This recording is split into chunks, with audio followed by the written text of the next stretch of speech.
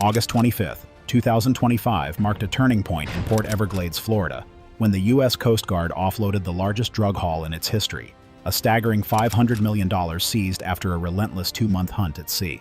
In this video, we'll uncover how this operation unfolded, what it means for global cartels, and the shocking moves coming next. Stay tuned. The numbers still stagger. 76,000 pounds of contraband rolled onto Florida's dock, mostly cocaine, some marijuana, worth nearly $500 million. Over the course of 2 months, officials say they seized more than 61,000 pounds of cocaine. But every bale had a backstory. Each one came from a chase at sea. Helicopters firing warning bursts across the bow, Navy destroyers thundering through the Caribbean, Dutch warships boarding smugglers under Allied flags. For 2 months straight, crews never let up. Day after day, case after case, until the stacks on the dock told the bigger truth. The ocean itself was closing in on cartel routes. From there, the real texture of the campaign comes alive in the individual chases, each one adding weight to that mountain of contraband. June 26th, southeast of the Galapagos, a maritime patrol aircraft spotted 2 go-fasts moving fast and low. Hamilton's helicopter team fired the warning bursts, forced the boats into compliance, and boarding crews pulled in more than 8,800 pounds of cocaine. 2 targets at once meant 2 small boat teams racing against heavy seas, showing how layered air coverage can split attention and still win. The very next day, another go-fast appeared almost in the same waters, about 125 miles off the islands. Again, Hamilton's playbook worked. Airborne fire across the bow, engines shut down, boarding complete. That single seizure pulled more than 4,300 pounds of cocaine off the board. 2 back-to-back days in the same arc made the message clear. Cartels were launching further south and further west, and the Coast Guard was ready to meet them there. Far from the Pacific, on June 30th, the U.S. Navy stepped in.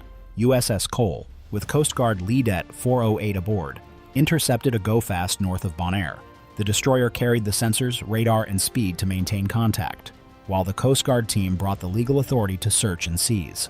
Together, they hauled in about 2,425 pounds of cocaine. It was the classic Navy-Coast Guard partnership. Heavy ship, precise law enforcement bite. Just 3 days later, July 3rd, the Royal Netherlands Navy showed how the alliance works. HNLMS Friesland, with a Coast Guard boarding team riding along, stopped a go-fast north of Venezuela's Aragua coast. While these confirmed narco-terrorists from Venezuela were in international waters transporting illegal narcotics, they found more than 5,450 pounds of cocaine.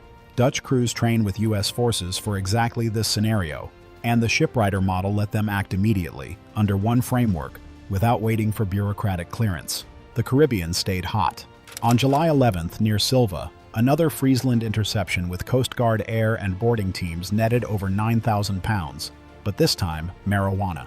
That kind of bulk marijuana load is unusual for the region, a reminder that traffickers mix commodities to spread risk. Cartels were moving both cocaine and marijuana through the same corridors, shifting as demand and supply dictated. Meanwhile, Hamilton pushed into deep Pacific waters. July 21st, nearly 600 miles south of Acapulco, its unmanned aerial system spotted a go-fast in open blue. The drone extended the cutter's eyes hundreds of miles, spotting what radar and patrol planes would have missed. The chase ended with over 3,300 pounds of cocaine seized. That case showed how ship-launched drones turned cutters into floating sensor hubs with reach far beyond the horizon. 2 days later, July 23rd, Hamilton and its helicopter crew struck again near Socorro Island, grabbing over 9,160 pounds of cocaine. Socorro sits far off Mexico's coast, and catching a boat here revealed just how predictive the routing models had become. Surveillance wasn't guessing, it was tracking patterns with precision. Closer to the Caribbean lanes, Vigilant intercepted a go-fast on July 25th, about 180 miles south of the Dominican Republic. The crew pulled in about 1,400 pounds of cocaine and 80 pounds of marijuana, a smaller, mixed load, consistent with runs staging toward Hispaniola. These modular cargoes fit neatly into local distribution chains, a reminder that every route has its own purpose. Friesland reappeared on August 2nd north of Venezuela's Carabobo state, seizing another 2,600 pounds of marijuana. The Dutch presence across repeated cases showed how much the Caribbean mission relies on coalition patrols, not just American cutters. Caribbean, and it comes as the Trump administration looks to ramp up pressure on the Maduro regime in Venezuela. Then came 2 remarkable back-to-back days near Clipperton Island. On August 5th and 6th, Hamilton, using drones and helicopters, stopped 2 go-fasts within 24 hours, pulling in 4,200 and 4,375 pounds of cocaine. Those seizures took place more than 600 miles southeast of Clipperton, well beyond typical radar grids. 2 hits in the same patch of ocean spoke to persistence. Predictive models were pointing to specific routes, and crews were waiting. On August 7th, USS Minneapolis-St. Paul, the Navy's littoral combat ship, worked with Coast Guard Leadet 108 to seize about 2,700 pounds of cocaine north of Aruba. That same day, Hamilton grabbed a much smaller package far to the south, only 20 pounds of cocaine. Such a tiny load for a go-fast suggested the cargo may have been dropped earlier or split into caches for pickup. The tempo never let up. Hamilton added over 4,100 pounds on August 8th in Pacific waters. Vigilant followed on August 15th near Haiti, pulling in more than 1,600 pounds of marijuana. Each corridor had its own flavor. Pacific runs stacked with multi-ton cocaine loads, Caribbean routes carrying smaller but steady flows of both cocaine and marijuana. The last major case before the Florida offload came on August 18th, south of Jamaica. USS Minneapolis-St. Paul stopped a go-fast and seized 6,425 pounds of cocaine. That single case was the ship's largest contribution to the surge, wrapping up a summer of relentless chases and arrests.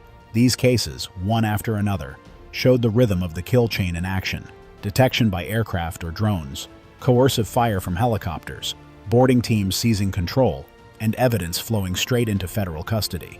Each interception stacked another line onto the Port Everglades offload, and each revealed more about how traffickers move, adapt, and test the limits of the sea. What gave the Coast Guard the edge was airborne firepower. Hitron, based out of Jacksonville, is no longer an experiment. It's a precision strike team in the sky, flying MH-65E Dolphins equipped with stabilized weapons. This is the U.S. Coast Guard's MH-65E Dolphin. It's a variant of the H-65 Dolphin manufactured by the French company Eurocop. Their role is simple but decisive. Fire warning bursts across a boat's bow, or, if ignored, place disabling rounds straight into the outboards. With engines dead, boarding teams move in safely, knowing suspects can't run or ram. These helicopters are engineered for the night. Upgraded avionics and optics allow crews to hunt in poor weather or total darkness. That matters because most go-fasts prefer to run without lights, using the ocean's vastness as their shield. Hitron takes that shield away. In the 2025 surge, these gunships hovered as guardians over nearly every interdiction, buying boarding teams the few critical seconds between chaos and control. Cutters like Hamilton didn't only rely on helicopters. They carried their own eyes in the sky, embarked unmanned systems. For years, ScanEagle drones gave them reach far beyond radar range. By 2024, the Coast Guard had begun bringing in the VBAT, a tilt-rotor system from Shield AI that could stay aloft for hours and relay video feeds in real time. In August 2025, Coast Guard leaders publicly highlighted the acceleration of unmanned systems in counter-drug ops. That wasn't theory, it was playing out in the Pacific, with Hamilton's drones spotting distant wakes and cueing Hitron into action. The detection web stretched far wider than any single cutter. Maritime patrol aircraft circled overhead, from Coast Guard HC-130s to Navy and Allied P-8A Poseidons. Even CBP's air and marine operations pitched in with their fixed-wing fleet. These aircraft sifted anomalies, ships running dark, vessels with odd radar signatures, boats far from normal fishing grounds. Electro-optical sensors, maritime radar, and AIS patterns created a picture of what didn't belong. From there, JIATF South orchestrated the handoff, detection to monitoring, monitoring to boarding. Without that fusion, no blue water case could move forward. Once a target was fixed, the boarding ballet began. Cutters launched over-the-horizon small boats carrying tacklet or leadette teams. These were the men and women trained to board, search, and seize. With Hitron overhead suppressing any sudden move, they closed the distance, climbed aboard, and tore apart compartments engineered to hide contraband. Many go-fasts carried false hulls, fuel tanks packed with bricks, or ballast spaces converted into smuggling vaults. Boarding wasn't just about speed, it was about safety and evidence integrity. The real leap forward came from the invisible side: data. Maritime domain awareness platforms increasingly used machine learning to narrow the ocean. Algorithms pulled together weather, historical routes, recent seizures, even the behavior of launch points on shore. Out of thousands of square miles, they carved out small boxes where smugglers were most likely to appear. The twin seizures near Clipperton in early August showed the payoff. Two back-to-back hits in a remote patch of ocean don't happen without predictive routing that points assets to the right place at the right time. All of it rested on the Coast Guard's unique authorities. Title 14 and a web of bilateral agreements allowed boarding in international waters, something few navies can do on their own. The Navy provided endurance, speed, and radar. The Coast Guard brought the law enforcement badge. Dutch cooperation through Friesland showed how shipwrighter agreements worked. Boarding powers extended seamlessly across Allied decks, shrinking the seams traffickers once exploited. Night operations, once the cartel's safe window, were no longer untouchable. Infrared sensors on drones and patrol planes, night vision goggles for helicopter gunners, and stabilized optics allowed forces to track wakes invisible to the naked eye. The seizures south of Acapulco and near Clipperton happened in waters where the horizon disappears into blackness. Only heat signatures and faint radar returns betrayed the smugglers. Even darkness was stripped away as cover. Every layer in this system, from helicopters to drones, patrol planes to predictive software, formed the kill chain that made the record offload possible. The tools themselves are impressive, but the bigger picture is what they mean for the future of the fight. When the Coast Guard announced the $473 million valuation of the seized drugs, it sounded like a headline number meant for the evening news. Drug trafficking cartels and narco-terrorists in the Southcom area of responsibility. But inside cartel books, the story looks different. That figure comes from multiplying wholesale U.S. street prices by weight. The actual cost to grow coca, refine it into paste, crystallize it into hydrochloride, and load it on a boat is a fraction of that, often just a few $1,000s per kilo. What hurts cartels isn't the production cost lost. It's the profit margin evaporating when 28 metric tons of cocaine disappear in a single season. Margins are where power is built. Each consignment is pre-financed by investors, intermediaries, and transport cells. When 19 separate shipments vanish between June and August, cash flow collapses. Crews expect payment, farmers wait on advances, and corrupt officials look for their cut. The failure to deliver cascades like falling dominoes, debt piles up, reputations fracture, and suspicion grows. In cartel culture, suspicion is as lethal as a bullet. This is where trust cracks. Financiers wonder if captains are skimming or tipping off authorities. Transport networks demand higher risk premiums, knowing the chance of wet loss has spiked. And local enforcers, paid to keep order, may suddenly face late wages or shrinking bribe funds. Each financial hit trickles down into violence, reshaping alliances and igniting turf struggles across supply corridors. Look at the timing. In July 2025, Colombian forces intercepted a Starlink-guided autonomous narco-sub believed to be linked to Gulf Clan. That experiment in uncrewed smuggling wasn't born in a vacuum. It was a response to repeated losses at sea. Colombian exporters and their Mexican partners were under stress, testing new ways to move cargo. Innovation blooms fastest when traditional routes bleed money. The geography of these seizures mapped neatly onto cartel spheres. The Caribbean arcs north of Venezuela tie to Gulf Clan brokers, while the Eastern Pacific seizures near Socorro and Clipperton match Mexican transporter routes feeding Central America. Pressure on both flanks means no safe corridor, only harder choices, and harder choices cost more to operate. Wholesale cocaine prices in U.S. cities typically swing between $25,000 and $35,000 per kilo, depending on purity and region. Even a small nudge upward ripples into billions when scaled across national demand. Public seizures of this scale inject that volatility. Smugglers charge higher transport fees, buyers hesitate, and purity cuts creep in to stretch what gets through. That's the hidden cost. The product may still flow, but at a higher price and lower consistency. Morale takes a hit too. For crews, 2 straight months of wet losses can destroy careers. Rumors of leaks circulate. Informant paranoia spikes, and loyalty erodes. Managers scramble to reshuffle transport cells or rotate captains, a churn that disrupts smooth logistics. Every seized bale isn't just lost revenue. It's a stain on the reputation of the network that handled it. The ripple spreads across oceans. Europe's ports, Antwerp, Rotterdam, Barcelona, already choke on record seizures. Antwerp alone recorded 123 metric tons in 2023. With Atlantic container routes tightening, cartels probe West African coasts, the so-called Highway 10 corridor. But governance gaps there invite instability, creating new risks of coups, corruption spirals, and broker wars. U.S. interdictions in the Pacific push the balloon from one side, and it bulges elsewhere. Each interdiction isn't only a tactical win, it's a financial squeeze play. It bleeds liquidity, inflates costs, sparks paranoia, and forces adaptation under pressure. And while supply remains high at the source, the routes grow riskier, narrower, and more contested with every bust. At the heart of this coordination sits GIATF South in Key West, a command center where military, law enforcement, and foreign officers share a single watch floor. Their mission is clear: detect and monitor suspect vessels until Coast Guard teams can take over. That handoff, militarized to law enforcement authority, is the backbone of maritime counter-drug work in the Americas. Operation Pacific Viper in August 2025 showed how that system flexes under pressure.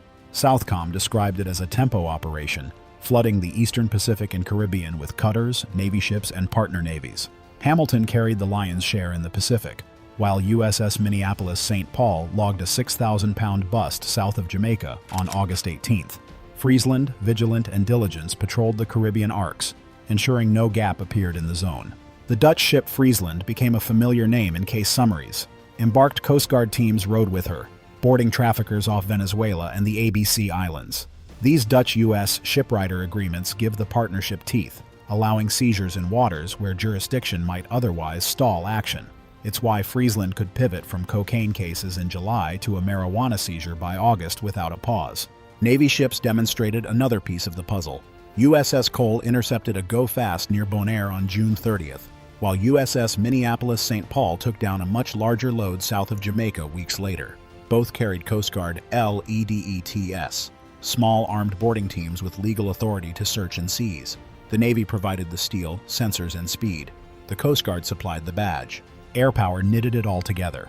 Maritime patrol aircraft, often flown by CBP Air and Marine Operations, were credited again and again with first spotting. P-3S and King Airs swept the wide transit zones, passing tracks to JYATF South, who then queued cutters or Navy ships. This constant overhead presence meant go-fasts and semi-subs could no longer count on slipping through deep water unseen. But seizures don't end at the dock. Each pallet lifted off Hamilton's deck entered the pipeline of the Panama Express Strike Force in Florida. Panex has prosecuted maritime cartel cases for decades, and in 2025 its work folds into DOJ's Operation Take Back America. The strategy is maximum pressure. Take the drugs, indict the networks, and push extraditions through federal courts. The brilliance of this system lies in synchronization. Sensors, shipwriters, LEDETS, and prosecutors all move as one machine. August 2025 proved what happens when that machine runs at full tempo, stacking seizures that only make sense if every cog is in sync. It reveals why the ocean is still the decisive arena. GAO's 2025 review stressed that cartels lean heavily on maritime routes, and DHS knows those waters are where the biggest prizes lie. RAND studies echo it. A single blue water hit can erase multi-ton consignments in one strike, removing volumes that would take thousands of land busts to match. The payoff isn't only American. Every bale cut out upstream reduces the cash-flooding fragile states, where cartel profits bend politics and fuel violence. UNODC warnings show how diverted flows destabilize West Africa and ripple into terror finance networks. Europe's own record seizures, 419 tons in 2023, add pressure from the other flank, forcing traffickers into riskier corridors. And when Port Everglades decks are stacked high, the message is unmistakable. The sea is watched, and every move has a cost. Yet traffickers are already testing the next wave of tools. In July 2025, Colombia intercepted the world's first unmanned narco sub, fitted with a Starlink terminal. It could carry 1.5 tons, run without a crew, and be piloted far beyond coastal radar. That one seizure signaled a shift toward uncrewed fleets. Other tactics multiply the chaos. Decoy boats peel off loads, jettisoned bales carry GPS tags for later pickup, and encrypted mesh radios ride the same satellites the rest of us use. The Coast Guard answers with its own unmanned systems, AI queuing, and tighter alliances. Each adaptation forces a counter, and leaders know the test ahead is whether 2026 patrols can track swarms of crewless vessels before they vanish. The record offload marked more than victory. It showed cartels the sea is mapped, watched, and closing in. 2026 will tighten the net further, trapping routes once thought untouchable.